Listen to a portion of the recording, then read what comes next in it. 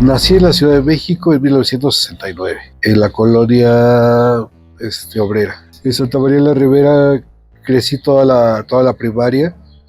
Después, ya cuando llegó la secundaria, nos mudamos para San Felipe de Jesús. Ahí terminé la secundaria y ahí entré también al CCH. Me fui al Ciudadano con Ricardo del Muro Sánchez. Ricardo fue jefe de información de Uno Más Uno y empezaron un proyecto ciudadano que a mí se me hizo muy interesante. Digo, estaba entre los colaboradores Octavio Paz, Carlos Fuentes, Gabriel García Márquez, estaba Monsiváis. Bueno, claro que Monsiváis colaboraba con todos, hasta con telenovelas, pero pero bueno, estaba gente de muy buena pluma, y eso nos obligó a hacer toda una fotografía más a ese nivel, ¿no? Entonces fue un gran aprendizaje con Ricardo del Muro, y después de ahí me vuelvo a encontrar a Poncho Carrillo y me dice, ¿por qué no te vienes al Nacional con nosotros? Dije, va, me gusta la idea. Aparte, digo, yo le debía mi carrera a Poncho, bueno, lo que había hecho a Poncho, pues, o sea, y lo que dijera Poncho, pues es ley, hasta la fecha, ¿no? Entonces, vaya, eso hizo que yo me fuera al Nacional, que ya era un periódico grande. Y yo creo que era uno de los 5 periódicos más importantes de México. Y logramos hacer cosas anecdóticas, pues, o sea, hace 4 o 5 días me entrevistaron por una cobertura que hice del concierto de The Cure en México. Hey. Que fue el primer concierto grande que se hace en México por parte de Ocesa y que se hace en Monterrey. Y aparte era The Cure, pues, o sea, la gente que va a ver a The Cure no son chavitos muy sencillos, pues, o sea, era una fauna bastante interesante la que iba a ver a The Cure, ¿no? Cubrí el conflicto armado en el 94, me aventé del 1 de enero del 94 al 10 de octubre del 94. Aunque yo ya había ido un año antes a Chiapas a hacer reportajes sobre los desplazados por las iglesias, el desplazamiento religioso que se empezaba a dar en el 93 en Chiapas, que es el antecedente histórico del ejército zapatista. Exacto. Entonces, como yo ya había ido a Chiapas en el 93, cuando explota el tema del 94, pues el candidato lógico para ir era yo, pero nunca pensé que me abandonaran 10 veces allá.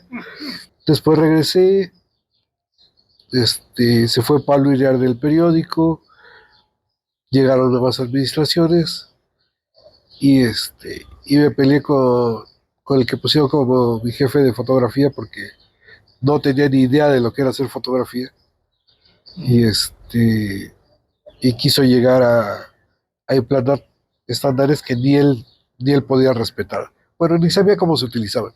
Para ese entonces ya me habían liquidado 4 veces del periódico, porque estamos en ese proceso de compraventa del periódico, y entonces tenían que liquidar a todo el personal y solamente quedarse con los más esenciales. En este caso, a mí me recontrataron 4 veces. O sea, me liquidaran y me recontrataban, me liquidaban y me recontrataban. Y por ese momento la verdad es que yo ya había tenido un ahorro sustancial sobre este tema, y les dije, ¿saben qué?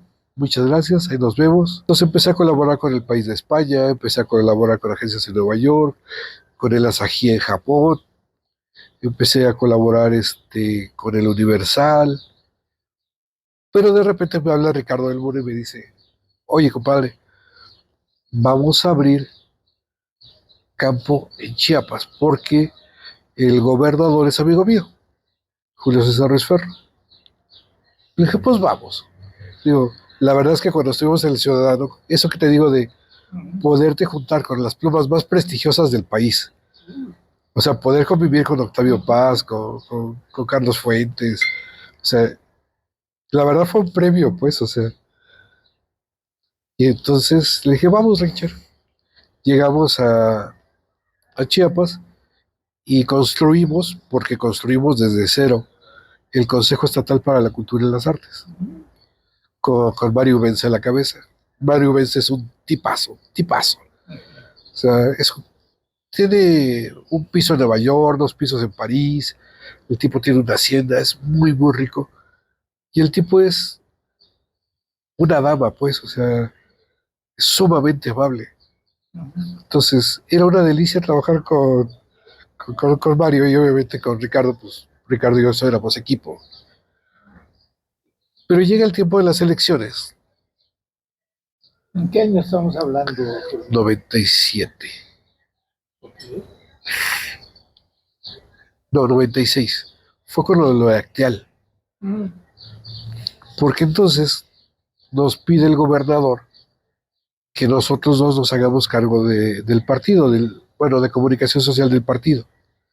Entonces nos vamos con Juan Carlos Gómez Aranda, Ricardo como secretario de prensa y propaganda y yo como subsecretario. Entonces nos vamos al PRI y empezamos a diseñar toda la estrategia para las próximas elecciones.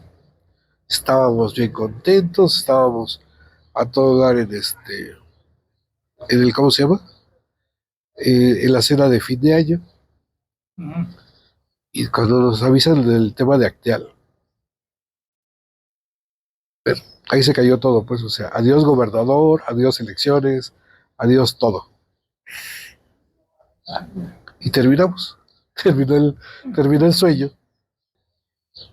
Y entonces a Ricardo se le ocurre que creemos un sistema de análisis de coyuntura, que era más que hacer una síntesis informativa, era generar un análisis de los hechos y las notas del día a día.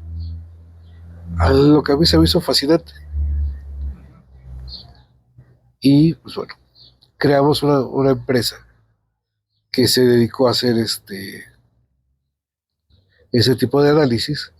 Nos estaba yendo bien hasta que Roberto Albores, que fue el nuevo gobernador después de Julio César Esferro, me manda a llamar y me dice el coordinador de comunicación social, Rojas Arevalo, ¿quieres hacerte cargo de fotografía? Le digo, sí, pero necesitamos adecuar todo ya a la fotografía digital. Llegué hasta donde puedo llegar. Nunca me van a dejar a mí ser coordinador de comunicación social, porque para empezar yo no soy chapaneco, ¿no? Y quieras que no, pues la tierra pesa, sobre todo en Chiapas. Digo, a mí los bochos esos me han aceptado bastante bien, pero pero eso no significa que me pudieran dejar pasar a ser coordinador de comunicación social. Entonces decidí regresarme a la Ciudad de México. Me regreso en el 99 a la Ciudad de México, en febrero del 99. Pero cuando regreso, pues yo ya tenía una casa, ya tenía un negocio, pusimos una tienda de fotografía. Dije, lo que encuentro trabajo.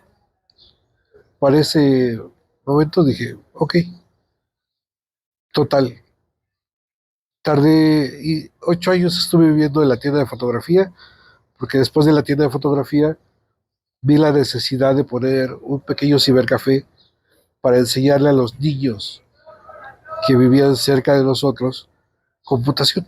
Porque dijimos, es que la computación es el futuro. Pero llegó el momento en que la tinta llama, güey.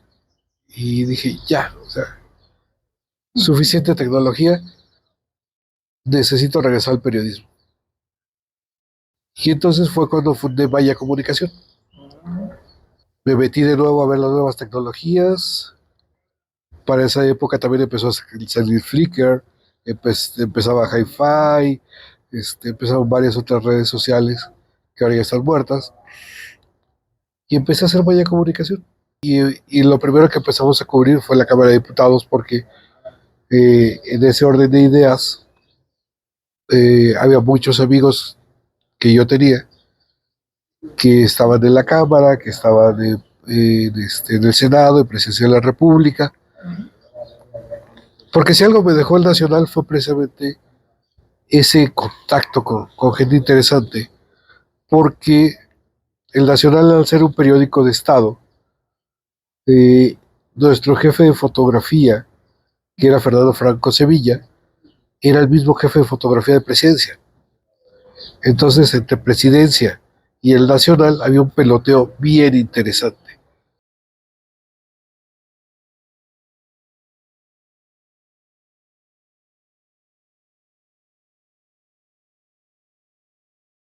Empezó el tema del Twitter y empecé yo a ver cómo era que Obama utilizaba esta nueva plataforma, que a decir de la misma gente de Twitter, no es una red social, es un mini blog.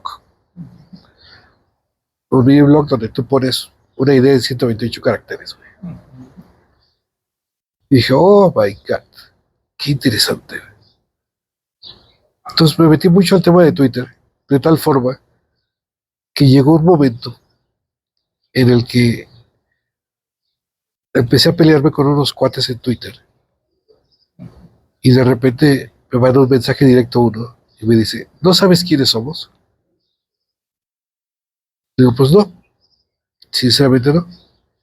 Pero como ya te dije hace rato, o sea, nosotros en el periódico nos lo habíamos jugado siempre, o sea, no se habían balanceado, nos habíamos metido incendios, habíamos hecho todo lo, lo que podría haber puesto tu vida en riesgo.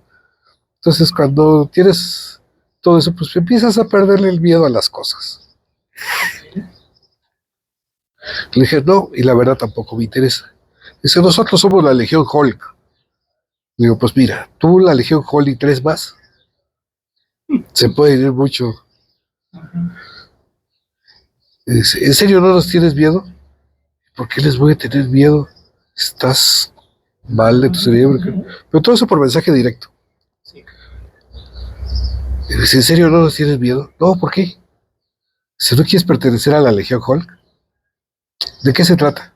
Ah, pues mira, es que nosotros nos dedicamos a hacer tendencias los martes y los jueves. Los martes es de bombones y los jueves es de infierno. ¿Y cómo funciona eso? Ah, bueno, los martes pues es en pro de algo. Los perritos, los gatitos, sacamos una tendencia. Y los jueves es para chingar a alguien. Estamos chingando a alguien. Digo, va, me gusta la idea, juguemos. Y así fue como yo aprendí a hacer tendencias. Entonces, entendí cuál era la lógica de Twitter, entendí cómo jugar con las tendencias de Twitter. Tú te acuerdas que tenemos un grupo, un chat de periodistas, que también es uno de los primeros chats que existió en México. Sí, ¿verdad? Sí, fue uno de los primeros chats de WhatsApp que existió en México, de específico de periodistas. Bueno, cuando sale la primera secretaria de Medio Ambiente del gobierno de Andrés Manuel, ¿te acuerdas tú de ella, una güerita? Sale ella, y entonces se abre el espacio para ver quién iba a entrar en el lugar de ella. Y entonces yo en el chat puse, juguemos y vamos a decir que es Marta Delgado. Y vamos a crear una tendencia que diga que es Marta Delgado. ¿Por qué? Porque viene del tema de Ebrard, porque ella fue su secretaria de ¿cómo se llama? De ecología, y el perfil pega. Pero vamos a jugar para que vean cómo se hace una tendencia. Yo con la experiencia de la Legión Hulk ya sabía cómo funcionaba el pinche tema. Y entonces empezamos a jugar y empezamos a marcar una tendencia. De tal forma que como a las 3 horas sale una importante columnista de Excelsior que decía, con un tuit que decía, con fuentes cercanas a Palacio Nacional, sabemos que Marta Delgado será la nueva secretaria de Economía. Yo estaba botado de la risa, güey. O sea, entonces, vaya, esas son las cosas que aprendí a hacer, pues, o sea, con ese juego, con la Legión Hulk, fue una de las cosas que aprendimos a hacer, o sea, cómo funciona una tendencia, cuál es la lógica en Twitter, güey. Las redes sociales son una réplica de lo que hacemos los periodistas. El Twitter es una cabeza, el Facebook es un lead, el, el Instagram es un pie de foto. Entonces, no hay nada que nosotros no hayamos hecho ya antes en el periodismo que no sea una réplica de lo que nosotros hicimos y las redes sociales lo retoman como reglas para hacer sus propias reglas, güey. Entonces, los periodistas hicimos antes de que existieran esas redes sociales, esas técnicas nosotros ya las teníamos. Nada más que de repente se nos olvida que nosotros lo hacíamos y no le ponemos la suficiente atención.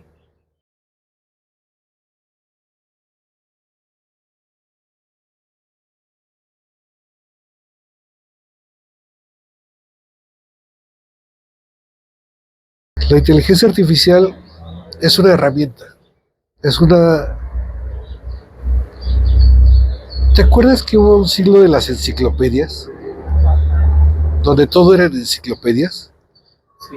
Entonces, una inteligencia artificial es eso, es una gran inteligencia artificial. Otra Mira, vez, por favor. digo, es una gran enciclopedia. Pues eso es la inteligencia artificial, una gran enciclopedia. Pero no es más, o sea, no va a pensar por ti ni por mí, güey. O sea, sí, el razonamiento neuronal que tiene nos hace más fácil de consultar las cosas. ¿Por qué? Porque es un fichero mucho más rápido y porque nos ayuda a tejer cuestiones de cómo se generan unas cosas con las otras, ¿sí?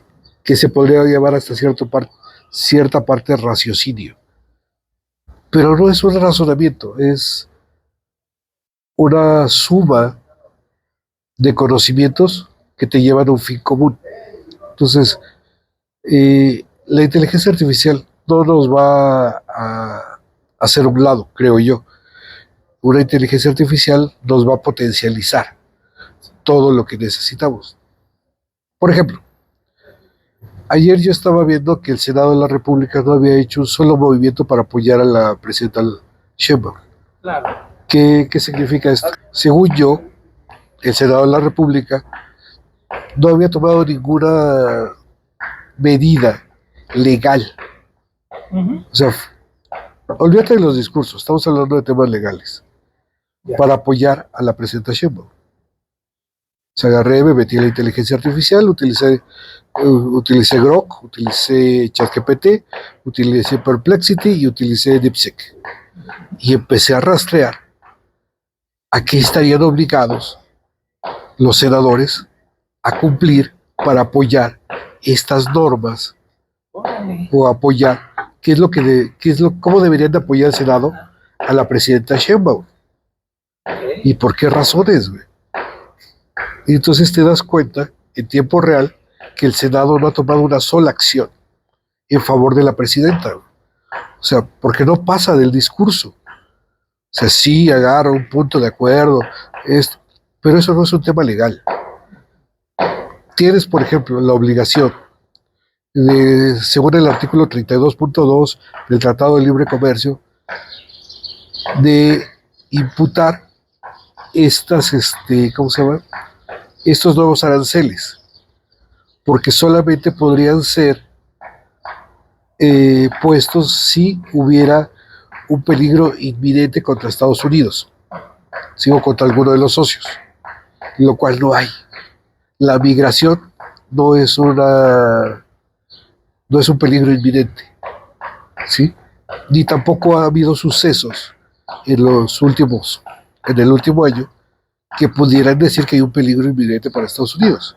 O sea, el Senado tuvo que haber racionalizado eso y haber presentado una denuncia formal ante el Congreso de Estados Unidos, ante sus pares, porque estaban desobedeciendo a lo que ellos se habían comprometido y habían firmado. Porque el tratado no solamente lo firman los ejecutivos, tiene que ser ratificado por las cámaras, y sobre todo por la Cámara de Senadores, que es la encargada de la política externa. Entonces, para eso te sirve la inteligencia artificial. Porque tienes 10 cabrones que están investigando por ti lo que realmente es importante. No para que haga tu chamba, no para que escriba por ti, para que te ayude a rastrear cosas que a ti te costaría mucho tiempo rastrear o que no sabrías dónde rastrearlas. Entonces agarras, te metes a las inteligencias, empiezas a rastrear, sacas la información y decides qué es lo que está conveniendo más. Ese es el tema.